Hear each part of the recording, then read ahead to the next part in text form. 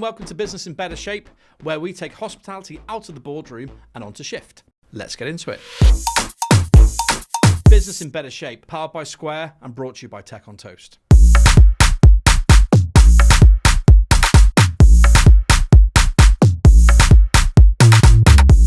In our first episode, we're diving into the disruption delusion, why we still fear change. Joining us today is Maria McCann, Operations Director at Blacklock, the much-loved chop specialist known for legendary Sunday roast, cosy basements, and plates that were made for sharing.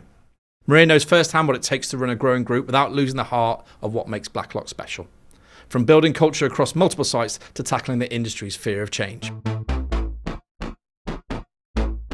Welcome to the Tech on Toast podcast. Today we're joined by, I'm going to say good friend because I've seen you a few times in our WhatsApp group, but we haven't met in person. So meet for the first time, Maria McCann. How are you? Great. Lovely to meet you. No, you are welcome. And today we're going to talk about fearing change. You've got kids, haven't you? I do. I have one. Yeah. And I am now the most chilled out person you'll ever meet in work compared to where I was before, because nothing stresses you more than a 10-year-old not being able to put his shoes on. 100%. That's right. There's a sketch, I think, I forget the comedian now, who talks about trying to leave the house before you have kids versus when you have kids. Yeah, it's absolutely crazy. So, and I think the problem with hospitality over the years has always been, for me anyway, when I've been in it, change is a problem because people just get stuck in their ways. We're quite, as an industry, I think we're quite like that. We kind of like what we've always done, so we don't like to address it. So just before we kind of get into kind of talking about change, tell us a little bit about you and where you work and what you do. So I actually started out to study to be a dietitian. Really? So from Ireland. Accent doesn't give it away or anything. It's not that strong. Well, after a couple of beers, right, okay. Gets a bit might come out. And then moved to Scotland, studied to be a dietitian, was working in hospitality at the same time to fund my education, and knew I clearly love food and beverage, knew I loved people, but hospitality, working at uni, completely changed my view on my career. And it wasn't just a pay your way. It was then I really enjoy this, and I could maybe make a career out of this. I worked for, similar to you at one point in your life, Hard Rock Cafe for 5 years. Did you? I was Hard Rock Edinburgh for 5 years. So I was Hard Rock, and the training and the passion, as you all know very well, that went into Hard Rock. That's brand new. I ended up studying more for menu changes in Hard Rock than some of my exams in uni, and I thought, uni will be fine. And I just was passionately in love with the culture and how people can come together all around the world. I then travelled. The fabulous Dave Pello in his day told me that never to come back because I had a career to get to, enjoy the world, and unless I was going into my career, to not come back to Hard Rock because he wanted to see me really successful as a dietitian. But throughout Hard Rock, I got to help with their allergens because it wasn't law then. It didn't come in until 2011. So there was still a lot of food and passion, but it was that versatility you could have, that your degree on the side was actually helping the business, and the business you were working in was also helping your practice and your degree and how you were able to deal with people. I travelled the world, fell in love with food and beverage even more, came back, was applying for jobs as a dietitian, and got a job with Living Ventures as a, let's just do this on the side until something comes through, and very quickly became a GM of Living Room.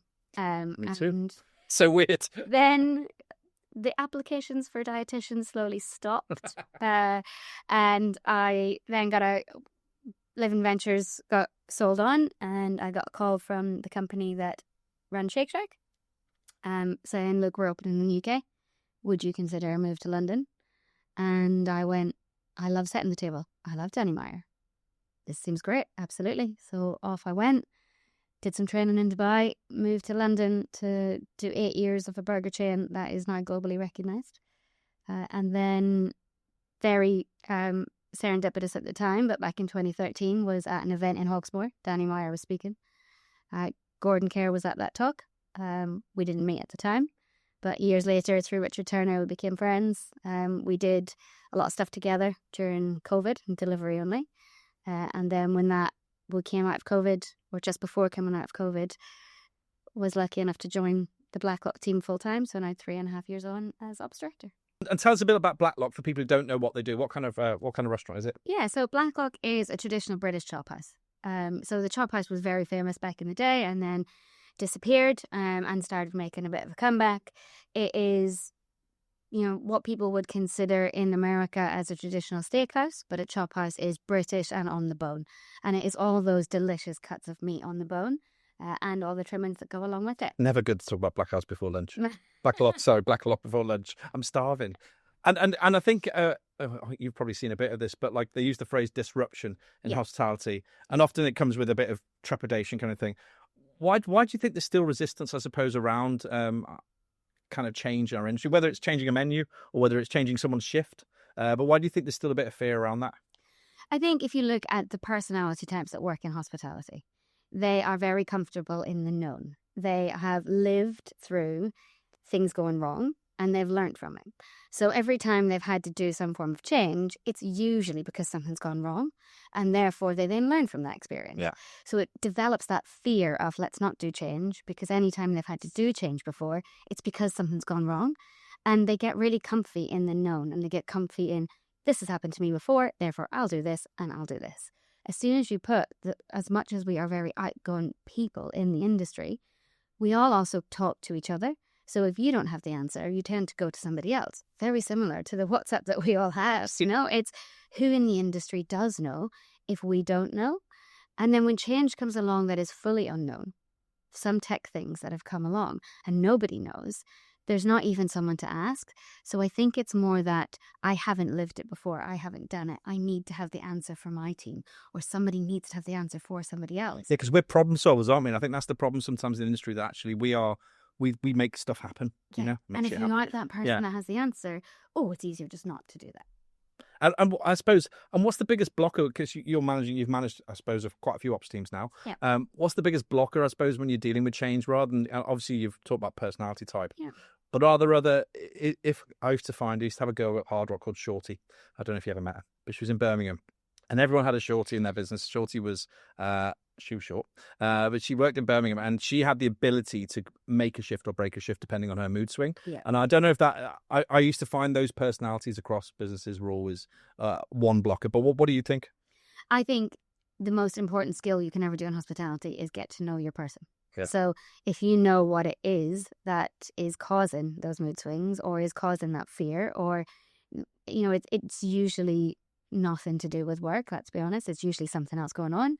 If you know enough about your people, you can get them comfortable with you, and therefore the change that's coming or the shift that's coming or whatever might be happening.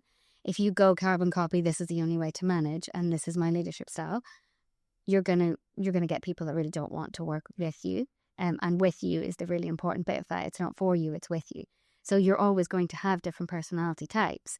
And we need that, because if we were all the real outgoing bursts of energy, nobody'd get anything done. We do need... Sounds like Tech on Toast. We do need some of the really organised, structured... If you do insights, we need those blues to go into the detail. We can't all be sunshine yellow or the reds, because we'd never drive hospitality businesses. But the most important bit is getting to know them and taking time to understand what it is that makes them tick or makes them energized or creates fear. And what about tech specifically? So if AI we've been talking about together recently, when something new like that is coming along, so it's not a POS or it's not a workforce management thing, it's a brand new bit of tech. How do you guys deal with that? Because like you said, you don't have that experience of knowing what that does or is. How do you guys manage that process? Is it sometimes the jargon that scares people, like tech stack or whatever, the AI, whatever it is? What are the biggest blockers there? I think if you were to go back a year, I think jargon probably would have been it. Yeah. Maybe a bit more. I think the more podcasts like this, I think it was in partnership with Bill's that was created, where it had all of the, the descriptions, and it's almost like a glossary for tech that people can read, and they're not afraid to then go, that's what that means. I think the more live examples of putting it into practice has helped and broken down that fear of digitization or tech stack or, data reservoirs or warehouses or whatever it might be. But I think there's still a level of, there's so much out there. Yeah. So rather than trying to listen to everyone, it goes back to team first. Listen to your team. What are they doing every single day that really annoys them? What is taking up all their time? Now, they are not going to have the answers. They're not going to know what the solution is, but they are going to know what takes them 5 hours on a Monday that's taking them out of service. Yeah. What is it that they repeatedly do that repeatedly goes wrong that really annoys them? And, that then could be the make or break of how well that shift goes. And if you've got 3 or 4 restaurants all saying the same thing, that's then your problem. Yeah. And that's then where you go out looking for a solution rather than 20 solutions coming to you going, we're great at this, make us work in your business. Yeah, square peg, round hole. Yeah. Yeah. And what about, I suppose, because the biggest thing is about adoption, I suppose. So when you find that right solution that you've chosen around the team, how do you make that work? How do you get buy-in, I suppose? I suppose, again, similar to a new menu or something, but how do you get the team to follow you? I think it's, first of all, making sure that you're doing something that they've initially raised as a potential problem and it's a solution for them. I think the other key bit is making sure that you include them along the way. Now, it's not necessarily making them responsible because they've already got a hell of a lot of stuff to do and they don't want to be involved, but they do want to be informed. Yeah. And they want to know what's going on at each stage of the process. So not responsible, but definitely informed and potentially on certain stages consulted. And if they have a little bit of it, it goes to launch time and it isn't a, oh my God, this is new. What are we doing? Where has this come from? It's instead, it's a, finally, it's here. We get to launch and there's an excitement. Yeah. If you do it all in the background without explaining things along the way, they just get slapped in the face with something new and don't want to do it. I think it's and when I speak to the tech guys sometimes, you have like a Saturday 5-10 shift. So someone who only works every Saturday because they've got university, they've got kids, whatever they're doing in their life, right? Those people run the industry. Absolutely. And I find it must be those are the people we need to look after because they must come in right on a Saturday. There's a new POS or there's a new QR code at the table or something, and they're just like, what?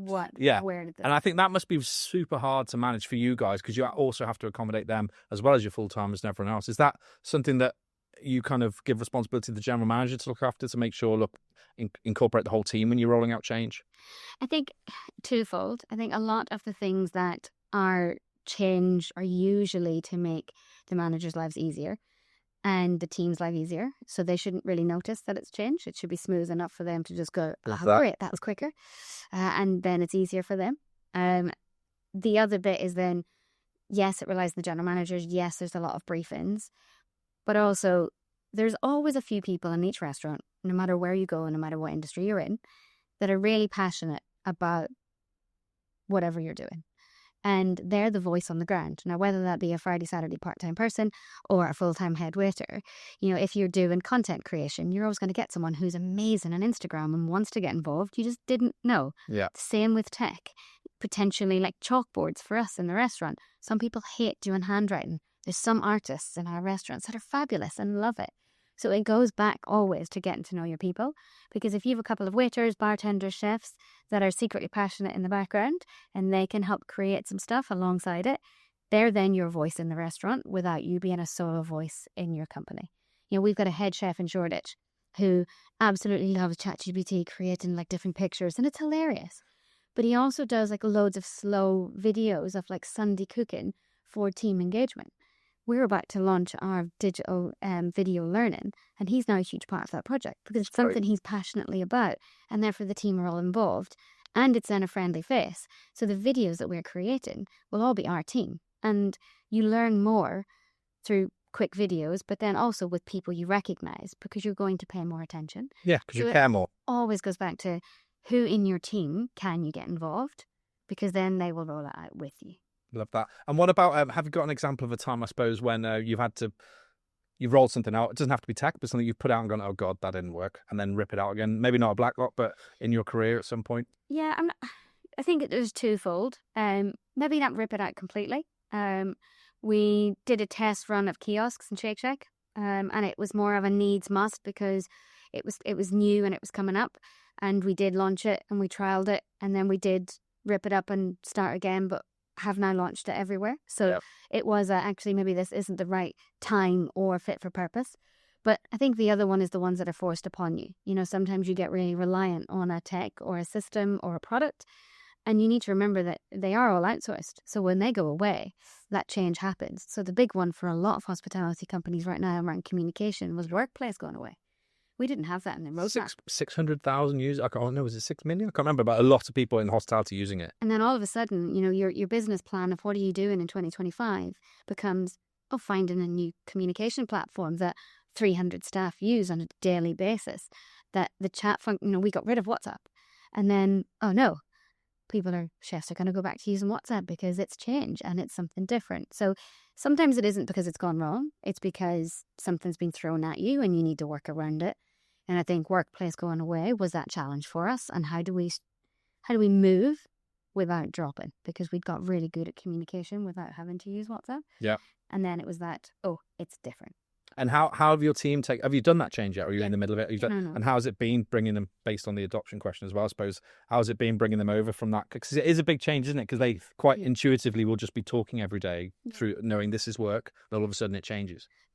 All in all, it went really, really well and it was really seamless. We were lucky that we were able to keep our workplace data and history so we can still access that on the new platform.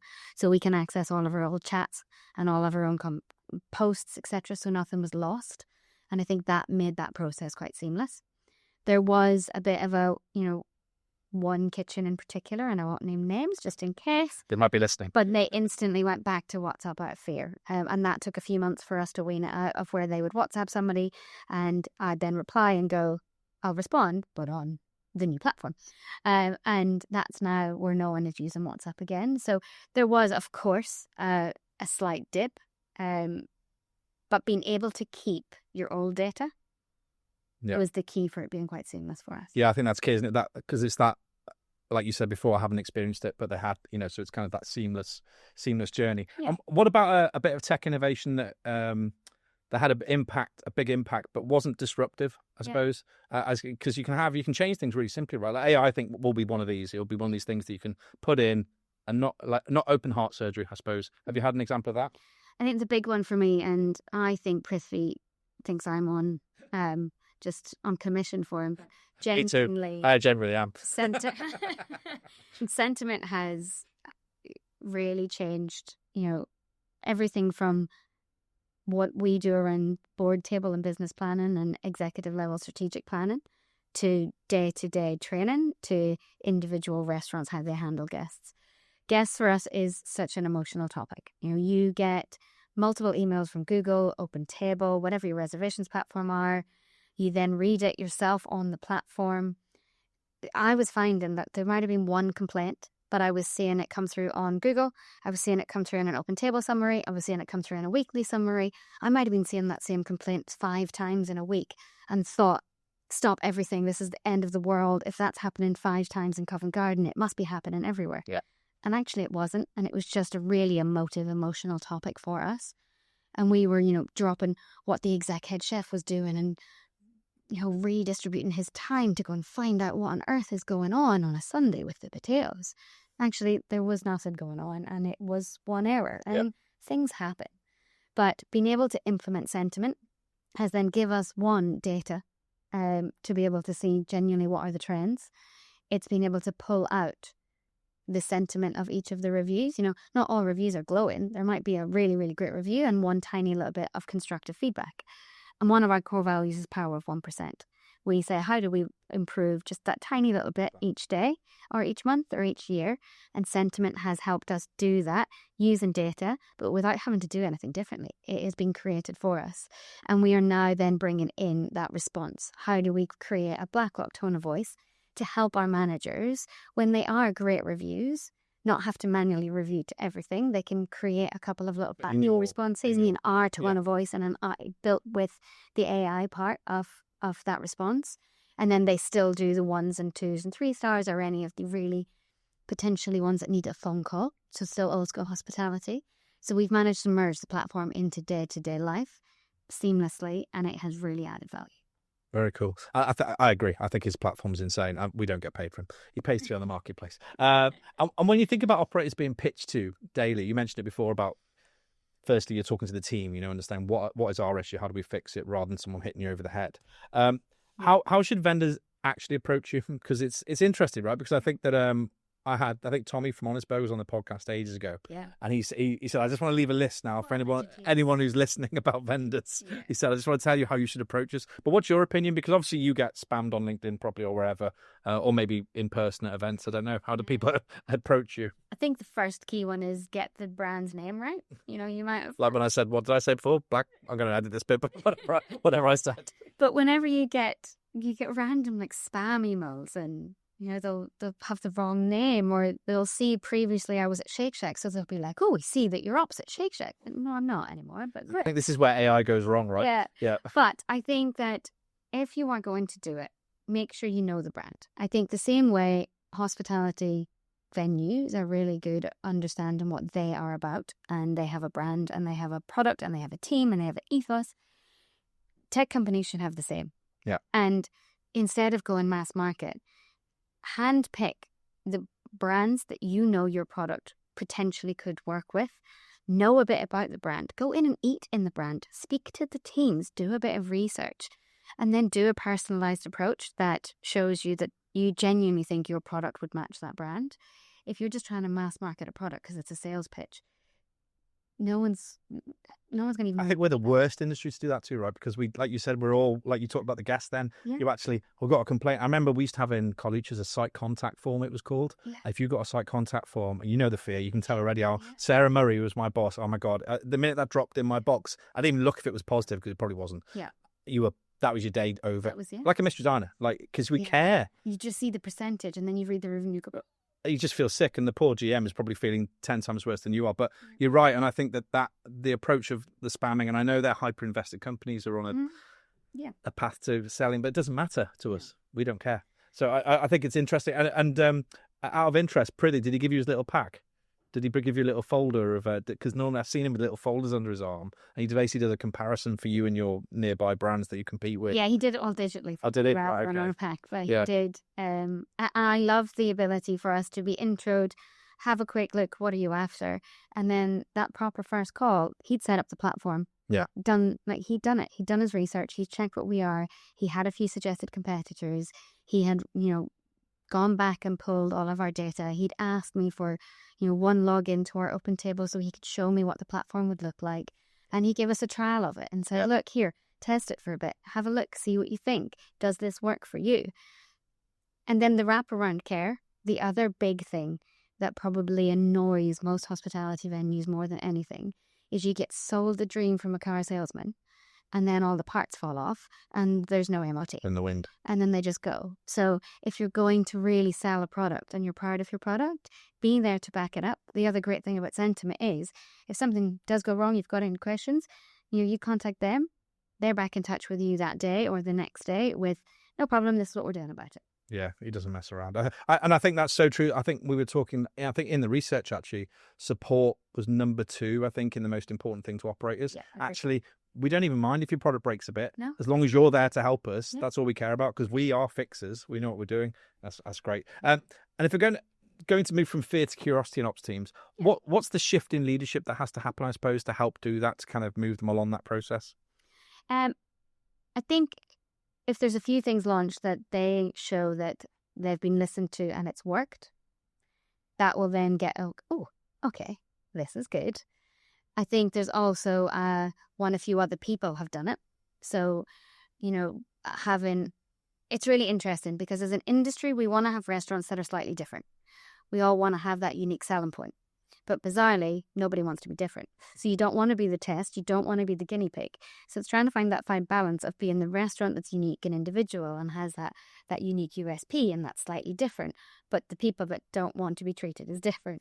So when you're looking at tech, it's trying to find that balance. And I think as soon as 1 or 2 people who you trust or you look to in the industry have done a version of it, and then they've got a few results, then that curiosity will grow and grow. It just takes 1 or 2 or 3 key people in the industry to take that leap, first of all. And sometimes it's like this. It's talking about it to get the word out there, to increase curiosity. And there will be a lot of operators out there that are curious, but they might be getting pushed back in boardrooms because it's the unknown and they don't want to have the financial risk or the fear of what if it all goes wrong. So I think there is that twofold of take a little bit of calculated risk, but also talk to your peers on what they're doing, and then get sort of that combined voice in the industry to help others want to do the same. That's a great piece of advice. And what advice would you give to a GM or ops manager who wants to try, I suppose, something new? I suppose similar to what you just said. So they're kind of stuck in a rut and they're thinking, oh, they're doing it next door, or I'm losing employees to another company that does it well. What is the first step, I suppose, over that to sort of say, is it similar to what you just said then? Yeah, I think there's a big difference between, we talk about fear of effing up. Care that I don't swear, but it's very well managed. We talk about FOFU quite a lot, so not having that fear of doing it wrong. Doing your research to have enough calculated risk. So put a lot of work into looking at what is the potential root cause, what might happen, but there's only so much research you can do until you've tested it in practice. So I think the bit that we are great at in the industry is we do a lot of research, we look at what might happen, the pros and the cons, but then do a small test. I think the only way that you're going to get over that fear of doing something new is to test it. Danny Meyer, and I mentioned already how much I love setting the table. He has a whole chapter in his book about the road to success being paved with mistakes well handled. Yep. Things have to go wrong for them to go right. That's what the industry's built on, in my opinion. I mean, you work for Hard Rock, right? And the old mantras there, love all, serve all, take time to be kind, and all the mantras that we used to, which I still trot out, I'm sure you do today. Yeah. I think are born out of that, are born out of people messing up. And that place messed up more than anyone know, right? But we got away with it with a smile and a kind of like, hey ho, we'll do better next time. And we did. And we always excelled. So I do think it's built on that. And I think from the tech side of things, actually, from the vendors, they want to do, it's not they don't care about selling, they want to demo. Yeah. That's because if you really believe in so back to the car analogy, if you really think your car's the best car on the courtyard, if someone has a go in it, you're probably going to sell it. Yeah. So I think, so I think there's a twofold thing there. We want more operators to say, yeah, we'll do a demo. Let's try in a safe, tested environment. Yeah. Give it a go. And then if we don't see what you said we'd see, then you can pack your bags and on your way. Exactly. And I think that goes for everything. I think do your research, look at what might go wrong. So there is an element of planning as much as you can ahead. Yeah. And that might be for GMs dealing with people. Have those open conversations, talk, figure out what might go wrong, but then take a bit of a risk. Do a 1, a 2 test in a location or with a product or whatever it might be, and then give it enough time as well. So there is also that, it didn't work within a week, pull it. Yeah. You do need a little bit of time to see if the test works and then learn from the test. And that's, in my eyes, the best way. For us, it's chops and chips, right? It's really, I know that simplicity of it. For Shake Shack, it was burgers and chips, right? So at the end of the day, we're here about giving people great experiences and great food. So we can have that little allowance of do it with a smile, get the forgiveness if something does go wrong, because we're very good at dealing with what stuff does go wrong. So I would encourage people to take calculated risks a little bit more often. Love that. They'll all be on the phone to you when that goes wrong. But I know, careful what I say when all my head chefs is ripping up menus like tomorrow. We don't care. Everything's done on AI. So it was just shops. And I suppose finally, what's the one thing that hasn't happened that you'd like to see happen? A disruption? It doesn't have to be technology. It could be anything. It's kind of an open book here for you. But what's the one thing you'd like to see disrupt hospitality a little bit? I don't love that word, but kind of mess it up a little bit and kind of put us in a place where we're doing better in one particular area. I think from a tech point of view, stock takes are my biggest bugbear, and I think it probably has been forever. And I would just love a system to come and do it all for you. What are the things that annoy? I mean, I kind of know because I spent 25 years doing them, and I guess I think it's the one bit that hasn't changed. Yeah, I agree. And it makes me really sad. And I think it's because there's workforce management is within reason. Yeah, it is people, time and attendance, HR, working time regulations, blah, blah, blah, blah, availabilities, shift patterns, skill sets. Stock can be, if it's just bar stock, it's literally bottle to bottle. Yeah. But there's just so many variables between different batches and products and suppliers that I think no matter who tries to tackle it, they get so far really well and then they just give up. Yeah. SKUs or whatever you call them in hospitality, I think college shows had 890 lines of different pack sizes and different, because we had the deli, the shelf and book, restaurant. Oh God. And getting a true number is a challenge, right? For people like you who need to report on that, it's very difficult. And it goes back to initially when we said tech or change, the team shouldn't feel it. It should just be something that makes our lives easier. And I think that in the long run, if our stocks for our head chefs and our group bar managers and our head bartenders can get seamless, that's something that would make their... How much time does it take, do you think? Is it still 2 days a week, probably out, not full days, but still 2 days they're focused on stock and maybe longer if there's issues? Pretty much, yeah. So it's definitely a whole day for both departments.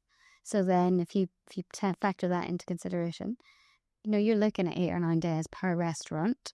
It's crazy. Per department. And we do every 2 weeks, but it adds up over the month. And then that's let alone the background. We've recently hired someone to do systems and data to make sure that the system is up to date. And that's a full-time person, just looking after a system. Mopping up inventory. God, sounds horrific. But look, thank you very much for coming to see me. That was super interesting. I think if people want to get hold of you and kind of listen to your dulcet tones and think, oh dear. Yeah. Can they reach you in any way? What's the safest way to reach you without stalking you? Without stalking me, come into the restaurant is a good. There you go. That's a good one. Yeah. Come in. Which one? Blacklock, if you haven't. But I am. You've probably seen very active on LinkedIn. Yes. So LinkedIn's those charitable events. You seem to be doing a lot. You're climbing mountains and riding bikes yet, or not? I'm doing Cuba in April. Are you really? I am. So we're doing the 400-kilometer hospitality rides, cycle. And are you a cyclist? No, I'm actually really afraid of bikes. So I haven't bought my bike Well, yet. you're doing exactly what you did. So it just proves you're authentic, because the last half an hour you've just been talking about taking some risks. Changed risks. So I'm ordering my bike this weekend and getting training done from next week. Very cool. Look, thank you very much for coming in. I'm sure people will come and find Blacklock soon. Oh, lovely to see you. Thanks for your time. Thank you for having me. And we'll see you all soon. Yeah. Thank you.